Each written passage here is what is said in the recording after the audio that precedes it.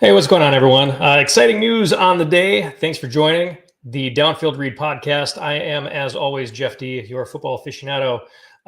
Just wanted to quickly announce off to my right shoulder here, you can probably see, happy Friday, December the 13th. And I've got a special guest with me, Jason, today, wearing his Ravens Santa hat because he knows that the Ravens are going to kill the Giants this weekend. So he decided to join me for today. How many times do you actually get Friday the 13th in December? You got to celebrate that kind of thing, right? So here we are today.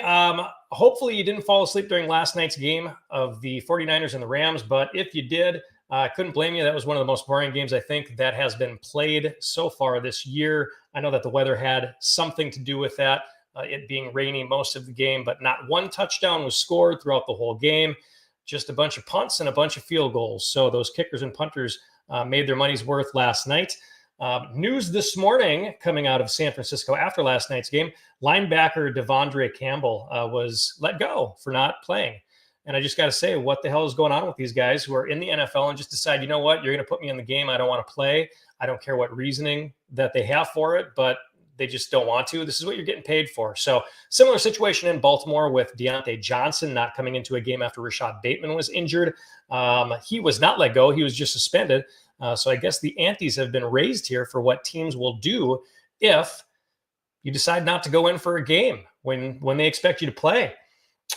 Doesn't really set a very good precedence overall. I guess if somebody didn't want to play for your bad team, if your record is 2 and whatever, if you're playing for the Patriots or the Giants or the Raiders or one of these other teams, and maybe you just want an easy way out, just, hey, decide not to go in, I guess, and then you'll get fired and maybe catch on with another team, maybe not. But anyway, linebacker Devondre Campbell, no longer with the San Francisco 49ers. And maybe the bigger news here is wide receiver Odell Beckham Jr. has been released from the Miami Dolphins.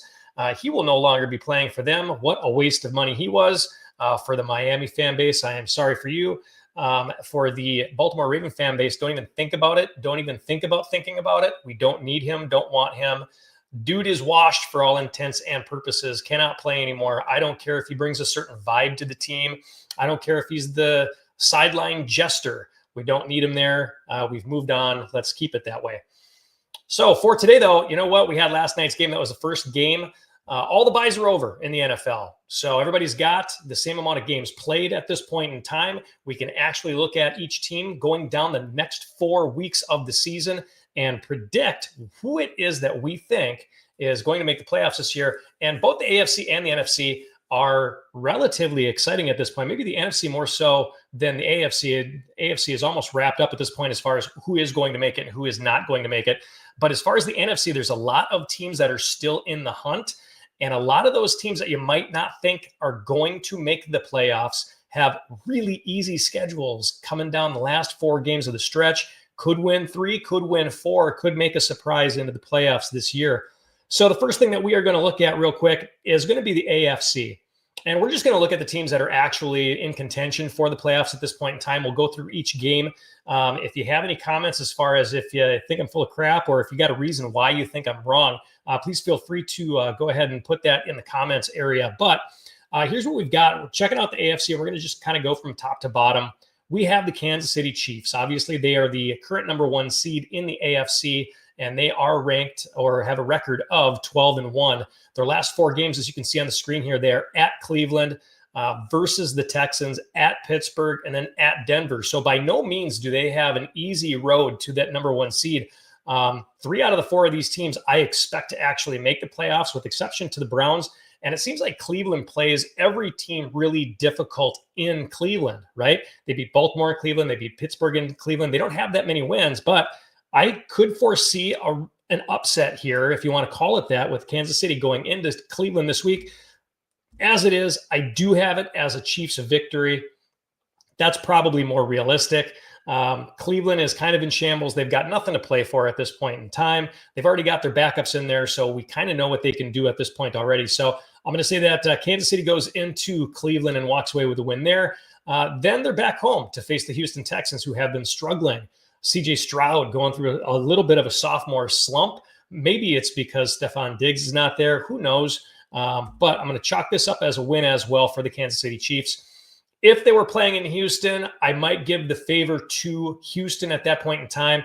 However, they are playing in Kansas City. They seem to get a few more calls from the officiating crews in that stadium than they do anywhere else.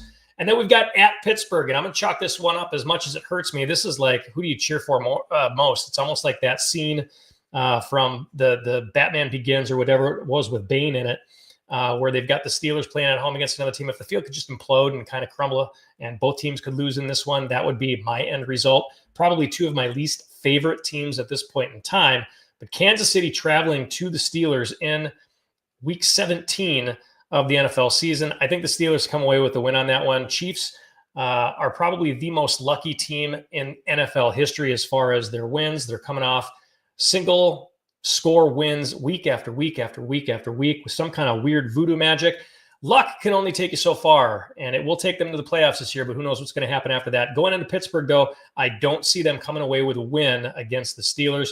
And then to close it out, at Denver, here's the thing with this last week. I have it marked off as a loss for the Kansas City Chiefs, but I think at this point in time, because they're so far ahead of everyone else, they go ahead and they rest their starters. Maybe they only play them for half of the game. Broncos still are going to have a lot to play for at this point in time. So we're looking at the last 4 games for the Kansas City Chiefs in this season. They go 2-2. They have a 12-1 record right now. They finished with 14-3. That's what the top was at the AFC last year when the Ravens finished in 2023 at 14-3. I think that's what the Chiefs will finish with this year as well. Going with that second best team in the AFC, we are going to go with the Buffalo Bills, and they're at the Lions this upcoming weekend. Both teams very good, but I've got it chalked up as a loss for the Buffalo Bills. Going into Detroit, where they are just about perfect at home.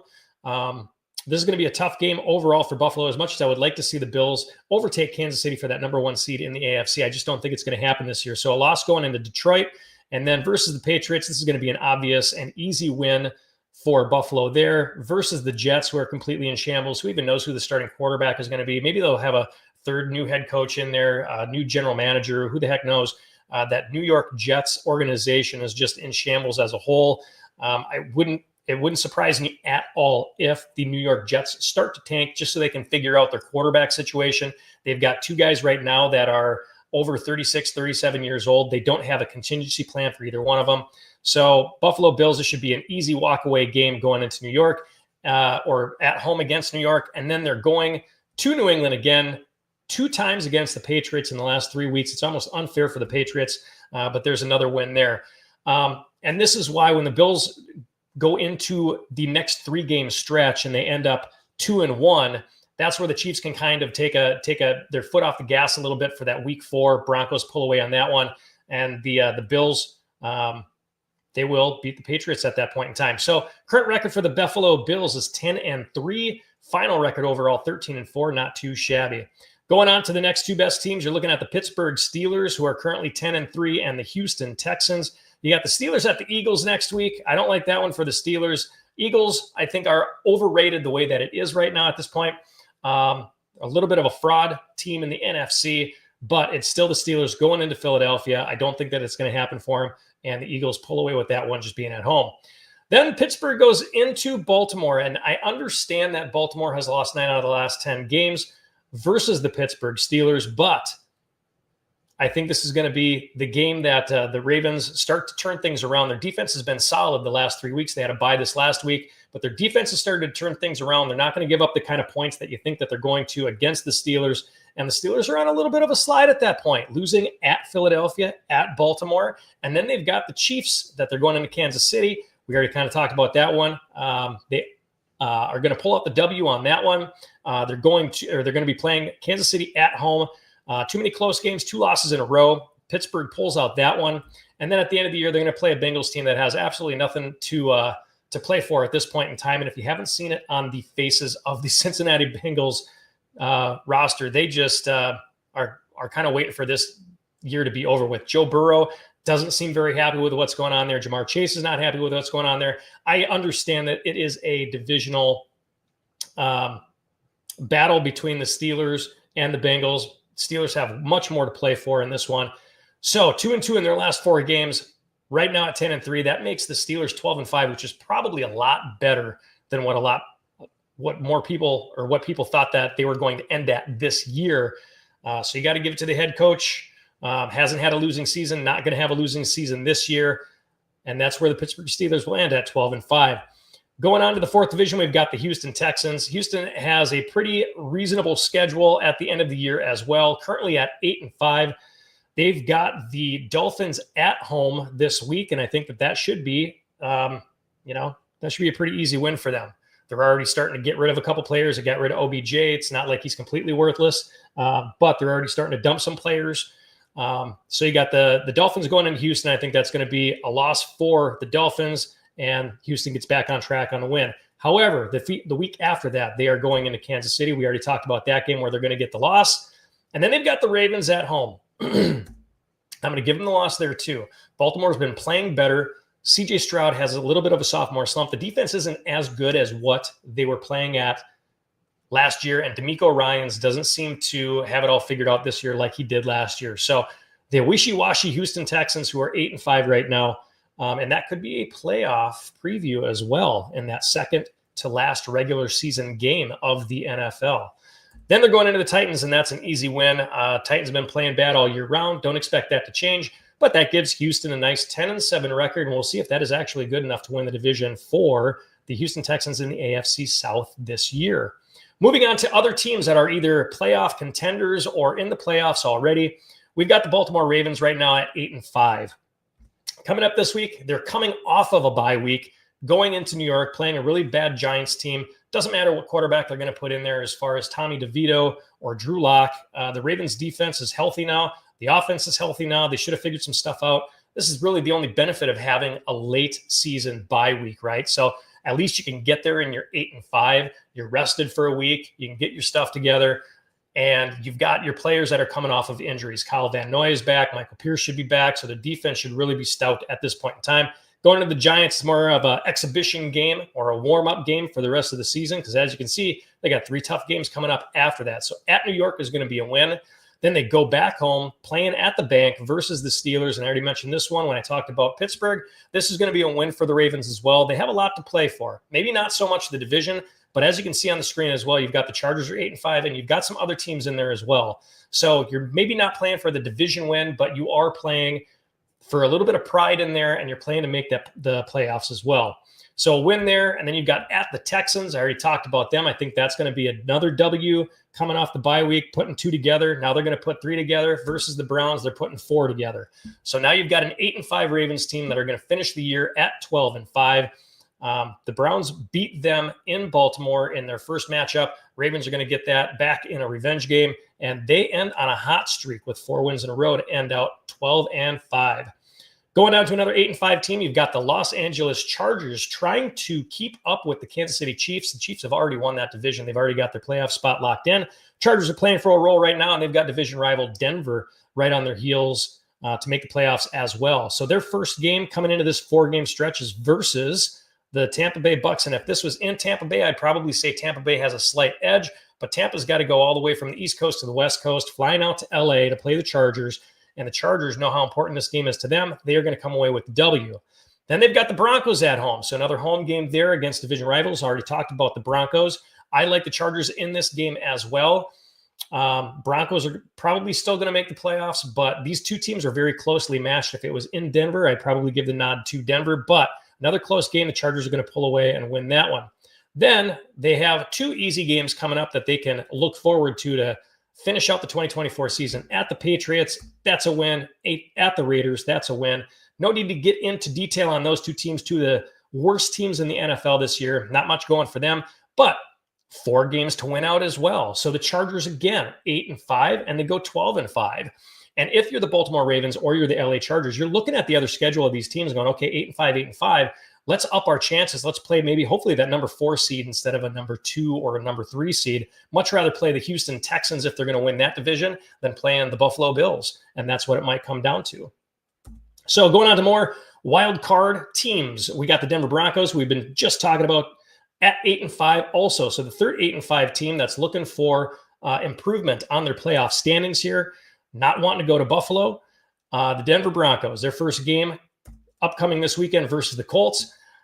because it's in Denver, I'm gonna take the Denver Broncos. I think the Colts are a little wishy-washy at this point too. The fact that Anthony Richardson has not played the entire year this year, he's had some really good games, he's had some really bad games. I do like the consistency more with Denver to pull away with this one, even or especially because it is at home. Then, like I said, we just covered the Broncos. They're going to LA. I think this is going to be a loss for them. Tough game, tough division, tough rivals at the Chargers, and that's going to be a close game, but a loss for the Denver Broncos. Then the Broncos going into Cincinnati. I like this one. I kind of already mentioned it already with Cincinnati and Kansas City at the end of the year. They're going to be, with Pittsburgh at the end of the year. They're going to be done. They're not going to want to play anymore. They're not going to be playing hard. I doubt Jamar Chase is going to be giving it 100%. I doubt Joe Burrow is going to be giving it 100%. They might not even have their starting running back or some of their offensive line in there. So at the Bengals, I think the Broncos have more to play for at this point in time. They're going to go in there. It's going to be a statement game for Denver, and they're going to beat Cincinnati. Then the last game of the year versus the Chiefs. Again, the Chiefs are not going to have anything to play for during this last week of the season. Denver absolutely positively will. They're going to go into it guns blazing, keeping their starters in there till the last second of the game. Kansas City Chiefs, not so much. They're going to have the number one locked up at that point in time. They're not going to risk getting injuries to anybody on their team. They're probably going to have most of their second stringers in there by halftime. So I will say the Denver Broncos, 8-5 right now. Not quite as good of a finish as the Chargers or the Ravens, but 11-6, still going to make it into the playoffs with that record. So very, very good. You've got the Miami Dolphins coming up next. We just kind of talked about them. The Dolphins are on the outside looking in at this point in time. Miami at 6-7 right now. Far chance from them to actually make the playoffs, and they're already kind of bailing, like I said before, on OBJ being gone. Dolphins go to the Houston Texans this weekend. They're going to play the Texans. Texans have something to play for. Miami, not really. They're going to take one on the chin, and that's going to officially kind of ruin their playoff chances for this year. Then you've got the 49ers coming in next versus the 49ers. As bad as they looked last year, they might still have something to play for toward the end of the year here. Just looking at how bad the NFC West is right now, the Rams took a big shot at them last night, put them down quite a bit. So they're going to have to really finish strong if they want to think about making that wild card berth. So this Miami Dolphins game going to be deflated. They're playing at San Francisco. I think they've got the home field advantage there, and they take the loss. Then Miami at the Browns. Sorry, man. Got to give you another loss there. I know the Browns haven't lived up to the expectations. They've already got a backup quarterback in there. By this point in time, they've got nothing to play for either. Miami going to a cold city location never really works out for them. They are playing at Cleveland in this one. I don't think it's going to work out real good for them. And then they're at the Jets, division rival. Let's throw it away, right? Miami's got nothing to play for at that point in time. I don't think they win another game for the rest of the year. Sorry, Miami Dolphins fans. It already looks bad. This is just going to be a little bit more punishment for the AFC. So going on to the next couple of teams that might have a chance, let's get into the Indianapolis Colts. Their first game coming out down this 4-game stretch is at Denver. We already covered this one. Indy is not going to be able to overcome that Denver Broncos defense, and they're going to take a loss going into Denver. They've got the Titans at home. Let's chalk up the win there. Indianapolis versus the Titans. They're at the Giants, another terrible team that they can definitely beat. So let's give them a win there. And then versus the Jacksonville Jaguars, again, another team that they can easily beat. The Indianapolis Colts start off at 6-7, finish a little bit better than the Miami Dolphins, and they are going to finish at 9-8, above 500. Not bad, considering the ups and downs that they have had this year. They'll take 3 out of the last 4 and possibly make the playoffs. Maybe. I guess we'll find out. Going into the last team that we're going to look at from the AFC is the Cincinnati Bengals at 5-8. Their season is pretty much over at this point in time. However, they're going to go into Tennessee, and they're going to beat up on the Titans a little bit this upcoming weekend. Then they're going to then they've got the Browns at home, division rival, playing them at home. That's probably going to be a win. And this is where their season officially becomes over versus the Denver Broncos. No, it's not in Denver. It is in Cincinnati, but Cincinnati has already proven that they can't keep up with better teams in the NFL this year. So there's your final nail in the coffin as a loss. Then they're at the Steelers, and they're giving up at that point in time, and there's another loss. So disappointing season for the Bengals, who were just in the Super Bowl a few years ago, AFC Championship a few years ago, 7-10 this year. They've got to right the ship coming into next year. Thought that they were going to be more of competition coming into the AFC North than what the Pittsburgh Steelers were. So quite the change between those two different teams. So here's the outlook from the AFC side. After going through all the different tiebreakers, this is what the seeding will look like if my predictions are right in the last 4 weeks of the year. We've got, as everybody projected, the Kansas City Chiefs at that number 1 seed and Buffalo taking the number 2 seed. At number 3, we've got the Pittsburgh Steelers winning that division by tiebreaker only. And I can't remember, if Baltimore does happen to beat them in the last 4 games here and they end up having the same record, I think it comes down to the third tiebreaker. It's not the head-to-head. And then the second tiebreaker is the divisional record, which should be the same if my predictions are right. Then it goes to conference. And I think conference record, the Pittsburgh Steelers have that tiebreaker. So the Pittsburgh Steelers are going to win that division by decree of third tiebreaker. Then you've got the Houston Texans coming out of the AFC South as really the only decent team in that division. Nice try for the Indianapolis Colts. Maybe if they would have picked up a 1 or 2 more wins, they could have made themselves into the playoffs this year. And then we're looking at all the wild card teams, right? Baltimore Ravens, if they can end the season at 12-5, which I predict them to end the season at 12-5, along with the Chargers. They've got the tiebreaker there between the Chargers having beaten them earlier in the year. The Baltimore Ravens will end up going to the Houston Texans in that first round, and that's a matchup that I actually like probably the most out of any of them. If Baltimore wins that wild card spot, number 5. Number 6 is coming in at the Chargers. Admirable position, especially with a new head coach, trying to turn things around there. And half of your teams is Ravens too. So you got Tony Jefferson and J.K. Dobbins and Gus the Bus, and your defensive coordinator is a former Raven. So what kind of a cool game would that be? You've got Jim Harbaugh going into Pittsburgh to play the Steelers. I think that's going to be a fantastic matchup if that happens. And then you've got 2 cold weather teams with Denver Broncos and Buffalo Bills. Denver going into Buffalo. That should be a really exciting game if this all plays out the way that it should. And again, there's not too many other things that could possibly happen here outside of one of these teams self-destructing and letting the Indianapolis Colts squeak in there. I don't see Miami getting in. I don't see Cincinnati getting in. So the Colts are really the only other team when we compare it to the NFC side in just a minute here that really have a chance to make the playoffs. Otherwise, you're looking at these 7 teams. These are the teams that are going to be there. This is the order that I actually predict them in as well. So tell you what, now that we've gone through the AFC side, let's go ahead and let's take a peek at the NFC real quick.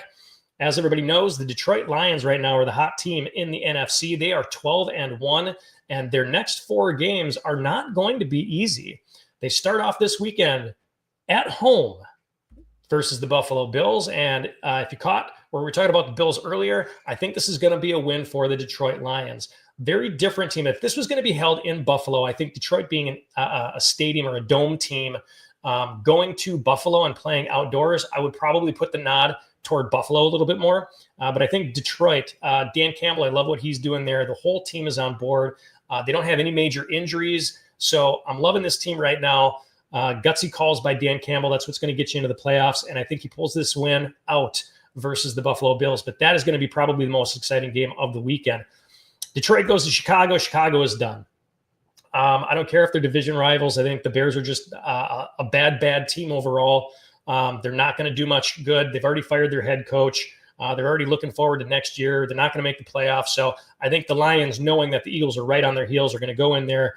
And again, like they always do, keep their foot right on the gas pedal, put up 42-plus points against the Chicago Bears. Then they're going into the 49ers. 49ers, wow, did they look bad last night? Who knows who's going to be at running back? Who knows if they're going to have Brock Purdy in there? They just fired, they just let go one of their linebackers on the team. I think it's over for the 49ers. Their window of the Super Bowl has officially shut. I think we can all agree on that after making it to the NFC Championship game, after making it to the Super Bowl last year. I think we can officially say this is the beginning of the end. No Brandon Ayuk. Deebo Samuel looks terrible. We'll just put it that way. So Lions go into San Francisco again, knowing that they're going to have to maybe win out in order to get that number 1 spot.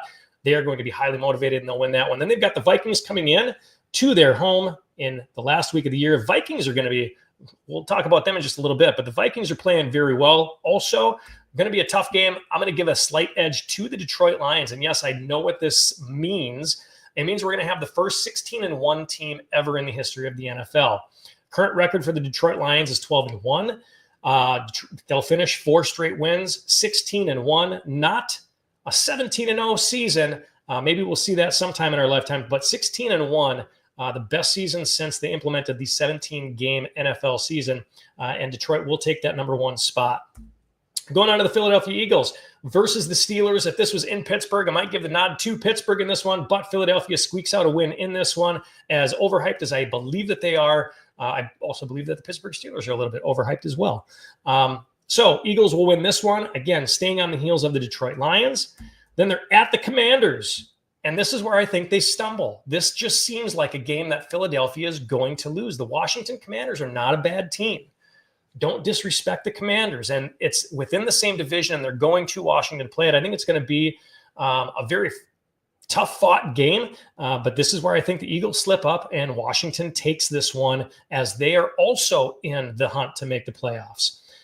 Then the Eagles host the Cowboys. That's going to be an easy win. And they host the Giants, and that's going to be an easy win as well. Being in the same division, and those teams will have nothing to play for at this point in time. The Eagles will probably just have fun beating up on those two division rivals. So current record for the Philadelphia Eagles getting into, or before this weekend, 11-2. They're going to finish 14-3. Again, another admirable season for the Philadelphia Eagles and Nick Sirianni. I think this might be a decent year for them. Do I think that they're going to make the Super Bowl? Who knows? I guess you just have to wait and find out. Going into the next two teams, we've got the Seattle Seahawks and the Tampa Bay Buccaneers. These two teams are currently the division leaders. Actually, I think the Rams might be after last night, but you've got the Seattle Seahawks, and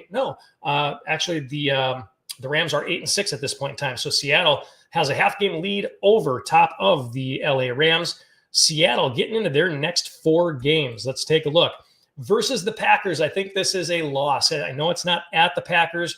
The Packers, though, people are sleeping on Green Bay, and I'm not sure why. Because when you look at what Green Bay has done this year, the Packers are 9-4, and they've got the 4th hardest strength of schedule out of any NFL team this year. Their opponents are combined 95-74. So their opponents have a win percentage of about a 562. And when you compare that to a team like the Seattle Seahawks being 8-5, their opponents have a combined record of 81-88. So win percentage of 479. That's tied for 21st hardest schedule in the NFL. So the Packers having a better record overall, having played harder teams, I don't think this is that big of a surprise that the Packers win this game against the Seahawks. Then the Seahawks host the Vikings. I will give them actually the win on this one, because I think the Vikings are a little bit of a fraud at this point in time. Vikings not quite as good as the Packers, even though they do have a better record. I think the Seahawks beat the Vikings because that's what the Vikings do. They go off and they play in these cold weather scenarios. And I remember the Seattle Seahawks, even from a few years ago, beating up on the Vikings quite a bit. So they'll have something to prove after that Packers loss, and they will take it to the Vikings. However, after that, they've got at Chicago. Not a fan of Chicago. Don't think they're any good. And Seattle's going to take that one. And then they're at the Rams. So another tough game. This one probably comes down to who is going to win the division. Very fun game for the end of the year. Unfortunately for the Seahawks, I think they slip up and they lose. After watching the Rams over the last couple of weeks, they can do it on the ground. They can do it through the air. They've got a good enough defense to shut down the 3 good wide receivers that Seattle has and their running game, no matter if it's going to be Walker or Charbonnet. So Seahawks right now, 8-5, go to an overall record going 50-50 in their last 4 games, 2-2 overall, and they're going to finish the season at 10-7. Let's see if that's going to be good enough to make it into the playoffs. Going with Tampa Bay and the NFC South. Tampa Bay at the Chargers this upcoming weekend. I don't think that they have enough firepower to keep up with the Chargers. We've already talked about the AFC at this point. At the Chargers, going across the U.S. to play in L.A., I think that's going to be a loss for Tampa Bay.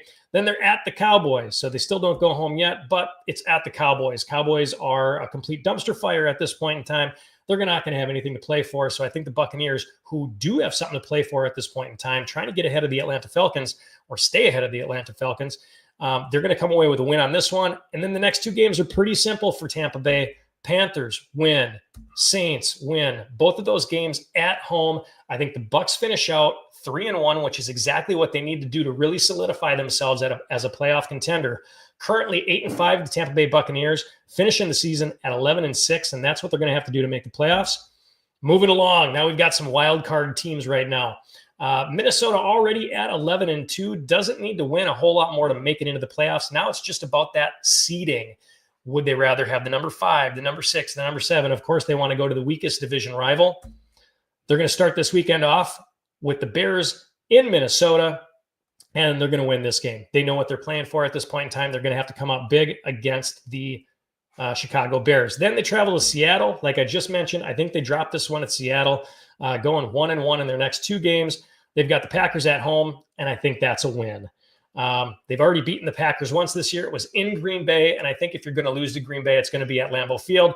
Now Green Bay has to come to Minnesota. Green Bay is playing for a spot just as much as the Vikings are, but the Vikings are going to want to stay ahead of the Green Bay Packers, not do them any favors, maybe try to even bump them out of the playoffs, and they're going to take this home with a win. Then they're playing at the Lions, and this is going to be a loss. Lions might not have anything to play for at this point in time, and I think that's the only reason why Minnesota might have a chance in winning this game. But I think the Lions are going to look at that, want to have a 16-1 record. Even their backups, though, against Minnesota, who has been kind of iffy, kind of wishy-washy down the stretch. Minnesota goes 50-50 down the stretch, 2-2 to finish at 13-4 and the best wild card spot in the NFC. Moving along to the Packers at the Seahawks. I already talked about this one. I think Green Bay pulls away from the Seahawks. Tougher strength of schedule, the 4th hardest schedule in the NFL at this point in time, with a better record than the Seahawks. I think they go into Seattle and they get the win. Versus the Saints, that's just easy. Coming up into Lambeau, they're going to win that game. At the Vikings, which you can already see up top there, they're going to take the loss there. But then they've got the Bears as well, and they're going to come away with a win. So this is why Minnesota has that number 4 spot already wrapped up. They can go 500 over the last 2 games, or over the last 4 games, going 2-2. The Packers, even if they finish 3-1, that key game is going to be the Vikings and the Packers game. Admirable, very admirable finishing record at 12-5 after being 9-4 right now. Continuing on the wild card hunt, we've got the Washington Commanders currently at 8-5 and the Los Angeles Rams at 8-6. Let's see who's got a better chance of actually getting there. You've got the Washington Commanders this week at the Saints. Saints have already decided that they're going to bench Carr. They're going to start maybe Spencer Rattler. It almost seems like they're throwing in the towel already. I don't know if they have much of a chance. They've got 4 or 5 wins, whatever it is. I don't think it matters really at this point in time. They're not going to catch Tampa Bay. They're not going to catch Atlanta in that division. So you've got the Commanders going into New Orleans at the Saints. That's going to be a win because they are still in the playoff hunt. Then they've got the Eagles at home. Like I mentioned before when we were talking about Philadelphia, I think the Eagles come in to Washington and they get punched right in the mouth by the Washington Commanders. Commanders are still in the playoff hunt. They want to make the playoffs here with Jaden Daniels, new head coach Dan Quinn. He's got this team fired up. The defense is not as bad as what people thought it was, even with the kind of patchwork that they did with Bobby Wagner. They've got a lot of really key good playmakers. We could talk about Terry McLaurin. We could talk about Brian Robinson Jr. They've got a great offensive team that I think will take it to the Philadelphia Eagles at this point in time. Then after that, they've got the Falcons at home. And I think the Falcons are going to have a little bit more to play for. I think they match up very well against the Falcons matching up against the Commanders. And here's one of the bigger things as well with the Falcons. Don't fall asleep on them. I know that they're 6-7, but they are tied for first with the hardest schedule in the NFL. Their opponents are a combined 100 wins, 69 losses, and only the Arizona Cardinals, who we'll probably get into as well. We'll talk about them in just a minute. They've got the same schedule ranking, 100 wins, 69 losses. Those 2 teams have had the hardest strength of schedule so far this year. That's a 592 win percentage from their opponents. Nobody else has had a harder schedule. So when we look at the Commanders, 8-5, sure, but their opponent's winning records, or their opponent's record is 69 and 100. It's the exact opposite, literally 30th. So they've had the 3rd easiest schedule in the NFL. So don't applaud them too much for being 8-5. Their opponent's winning percentage is literally a 408. So when you look at it that way, I think the Falcons do come out on top with that game. And then the last game of the year, you're going to have the Commanders fighting for a spot, going to division rival Dallas, who will have nothing to play for. They're not very good, and they will get the W there. So you're looking at another team who goes 3-1 down the stretch of the last 4 games to really make a viable push to make the playoffs. 8-5 right now. They're going to finish the season 11-6.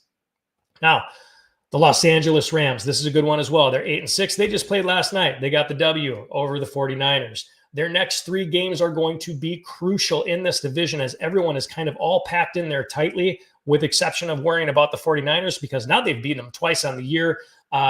they don't really pose a big threat to the Rams at this point.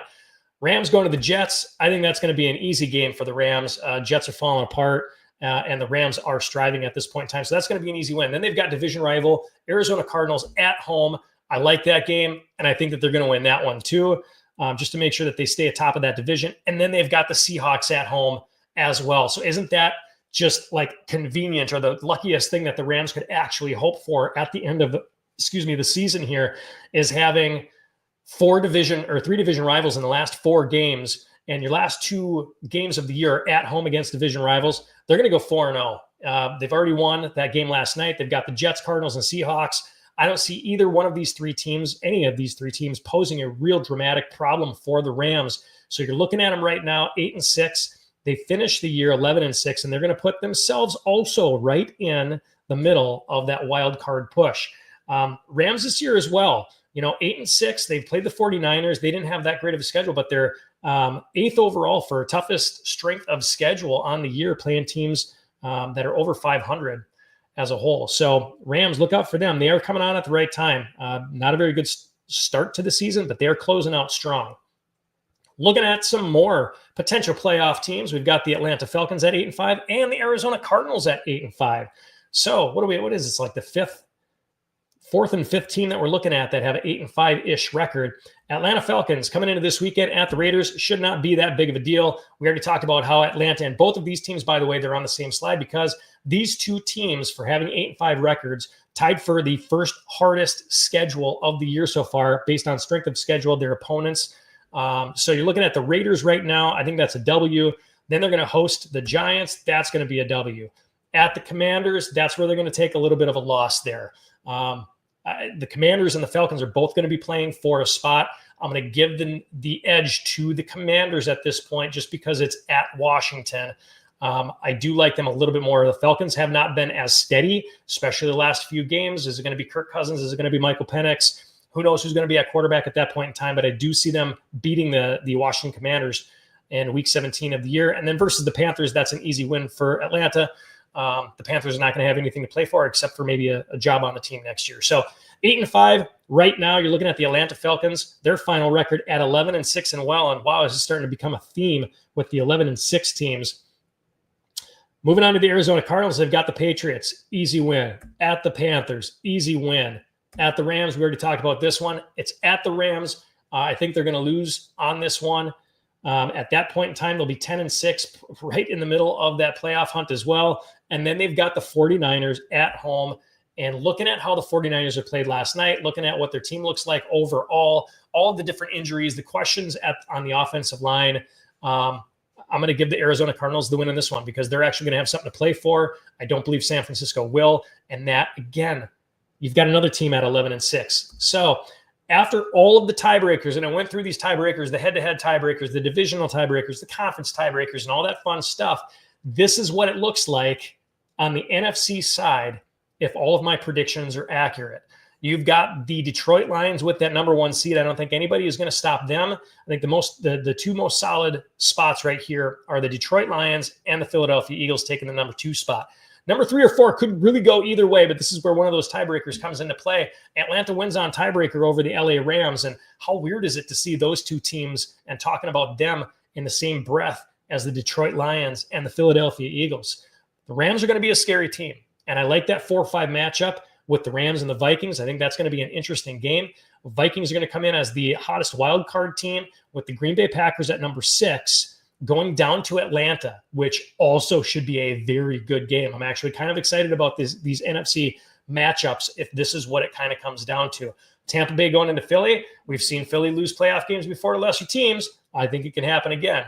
But overall, this is what I'm actually seeing as far as looking at in depth the last 4 games of the season. If they all play out the way that I think that they will, this is what your playoff brackets are going to look like. And from there, we can kind of discuss who we think is going to win and who we think isn't. Obviously, I like the Ravens over Houston.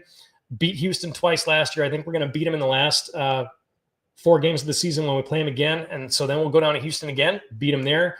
I really like that Pittsburgh and Chargers game. I think the Buffalo Bills are just too much for Denver. So boy, it really depends on where Baltimore goes after that. As far as, are they going to Pittsburgh, or is LA going to Kansas City and Baltimore going to Buffalo? So I think those are the main 4 teams that you're probably looking at in the NFC, though, or the AFC. NFC, out of all realistic, I mean, I think, the offense that Philadelphia has, I don't think that Tampa Bay can actually step up and try to take them down. The Green Bay Atlanta game is going to be really good. Both those teams having very difficult schedules right as of right now. Green Bay has the 4th hardest schedule, or has had the 4th hardest schedule in the NFL, with the Atlanta Falcons having the 1st. So I think that's going to be a very good game between those two. I'm going to actually bank on the number 6. I think Green Bay takes that one going down to Atlanta. And then Minnesota and the Rams, that's going to be a fun, that's going to be a shootout game. That should be really exciting to see who goes where. So this is just a quick breakdown. This is where we're at. Let's see if I'm right. Let's see if I'm wrong. We'll probably revisit this in about 2 weeks and see where we're at. Appreciate everybody watching the quick show. Have a great weekend, everyone. Happy Friday the 13th.